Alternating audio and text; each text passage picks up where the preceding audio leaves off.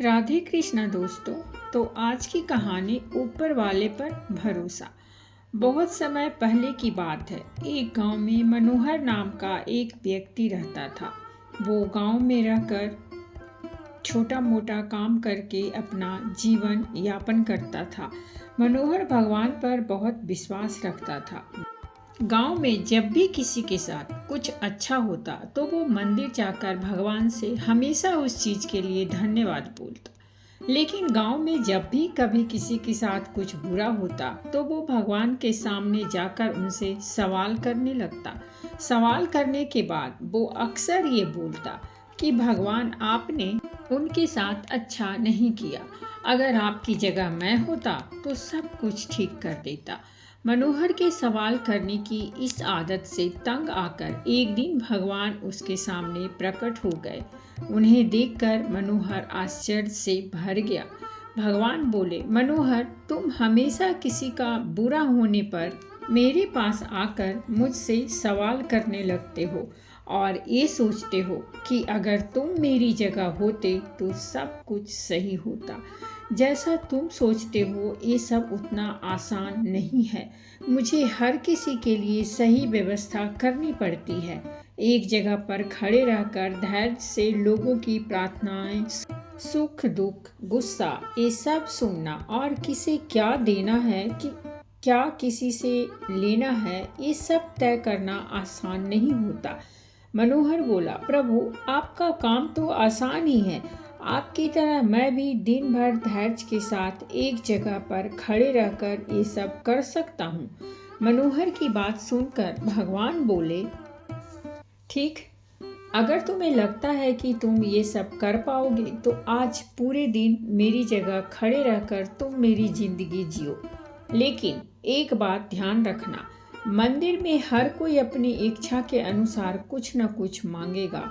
कुछ अच्छा बोलेगा तो कुछ बुरा बोलेंगे।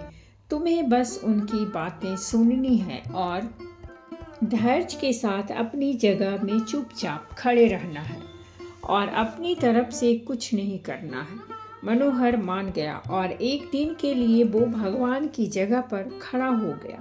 थोड़ी देर बाद गांव का एक धनी व्यक्ति मंदिर में आया और भगवान से बोला, प्रभु मैं अपना कारोबार दूसरे गांव में करने जा रहा हूँ। आप मुझ पर अपना आशीर्वाद बनाए रखना। प्रार्थना पूरी करने के बाद जब वो धनी व्यक्ति भगवान के पैर छूने के लिए नीचे झुका तो उसकी जेब से पैसों की एक गड्डी गिर गई। उसने उस पर ध्यान नहीं दिया और चला गया। भगवान की जगह पर खड़ा मनोहर ये सब देख रहा था और उसने सोचा कि उसे पैसे गिरने की बात बता देनी चाहिए, लेकिन शर्त के अनुसार उसने ऐसा करना उचित नहीं समझा।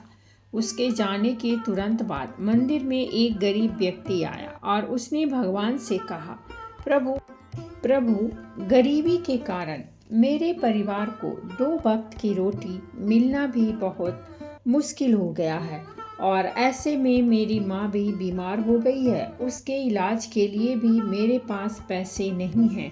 प्रभु मेरी मदद करिए। ऐसा कहकर जब वो गरीब व्यक्ति भगवान के चरण छूने लगा तो उसकी नज़र उन गिरे हुए पैसों पर पड़ी और भगवान का आशीर्वाद समझकर उसने रख लिए। मनोहर इस बार भी कुछ नहीं बोला और उसने गरीब व्यक्ति को वो पैसे ले जाने दिए। थोड़ी देर बाद मंदिर में एक व्यापारी आया जो कि समुद्र के रास्ते अपना व्यापार किया करता था। भगवान के पास आकर वो बोला, प्रभु व्यापार की वजह से मैं 1 महीने के लिए समुद्र की यात्रा पर जा रहा हूँ। मेरी गैर हाजिरी में आप मेरे परिवार का ध्यान रखना और मेरी यात्रा को भी सुरक्षित बनाना। वो व्यापारी जैसे ही प्रार्थना पूरी करके मंदिर से निकलने लगा, इतने में वो धनी व्यक्ति पुलिस लेकर मंदिर में आ गया और उस व्यापारी की तरफ इशारा करते हुए बोला, मेरे बाद इस मंदिर में यही आया है और मेरे पैसों की गड्डी इसे ही मिली होगी। आप इससे पूछताछ करिए। उस व्यापारी ने पुलिस को काफ़ी समझाया कि वो गड्डी उसके पास नहीं है, लेकिन पुलिस ने उसकी एक न सुनी और उसे पकड़कर ले जाने लगे। भगवान बने मनोहर से ये सब देखा नहीं गया, क्योंकि उसकी आंखों के सामने अन्याय हो रहा था और वो सोचने लगा कि अगर अब मैं कुछ नहीं बोला तो एक बेकसूर व्यक्ति को सजा मिलेगी और जो कसूरवार है वो आराम की जिंदगी जिएगा।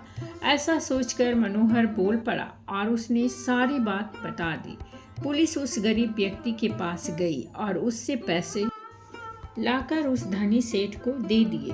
व्यापारी को छोड़ दिया और वो समुद्र की यात्रा पर निकल पड़ा। मनोहर इस बात से बड़ा खुश हुआ कि उसने गलत होने से रोक लिया और जो सही था वही किया। लेकिन इस सब में उसने अपनी शर्त तोड़ दी और भगवान फिर से वहां आ गए। भगवान को सामने देख मनोहर ने गर्व के साथ उन्हें सब कुछ बताया। मनोहर की बात सुनकर भगवान बोले, आज तुमने अपनी चुप्पी तोड़कर मेरी सारी योजना को बर्बाद कर दिया। तुम्हें नहीं पता कि उस धनी व्यक्ति ने गलत कामों से बहुत धन कमाया है। यदि उसमें से थोड़ा धन उस गरीब की मदद में लग जाता तो उस धनी व्यक्ति के पाप कम होते, और वही तुमने उस व्यापारी को समुद्र की यात्रा पर भेज दिया, जबकि कल समुद्र में तूफान आने वाला है जिसमें उस व्यापारी का जहाज डूब जाएगा और वो जीवित नहीं लौट पाएगा।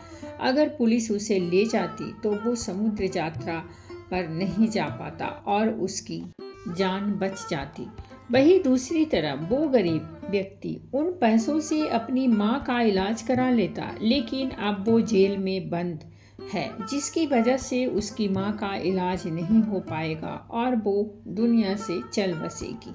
उसका परिवार अब और भी बदतर जिंदगी जीने पर मजबूर हो जाएगा। तुमने सब कुछ ठीक करने के चक्कर में सब कुछ बिगाड़ दिया। ये सब सुनकर मनोहर को एहसास हो गया कि जो भी ऊपर वाला करता है उसमें किसी न किसी का भला ही होता है और दूसरों के लिए एक सीख होती है। भगवान हर किसी के जीवन के बारे में सोचकर ही अपनी योजना बनाते हैं और उनके जीवन को चलाते हैं। भगवान की जगह लेना किसी इंसान के लिए आसान नहीं है। मनोहर मन ही मन बहुत दुखी हुआ और भगवान से माफ़ी मांगकर वहां से चला गया। तो दोस्तों, हमें कभी ऊपर वाले के किए पर शक नहीं करना चाहिए। वो जो भी करता है उसके पीछे कुछ न कुछ वजह जरूर होती है। जब भी हमारे संग कुछ बुरा होता है तो हम ऊपर वाले को शक की निगाहों से देखते हैं और सोचते हैं कि मेरे साथ गलत हो रहा है। लेकिन कई बार हमें भविष्य में उस चीज़ से फायदा भी हो जाता है। ऐसा भी नहीं है कि हर बुरी चीज़ से हमें नुकसान ही हो। कई बार कुछ चीज़ें हमारे सबक की तरह होती हैं और जिनके होने से हमारी ज़िंदगी बदल जाती है। तो दोस्तों, ये थी हमारी आज की कहानी, और अगर कहानी अच्छी लगी हो तो प्लीज़ हमारे चैनल को सब्सक्राइब कीजिए, वीडियो को लाइक और शेयर ज़रूर कीजिए।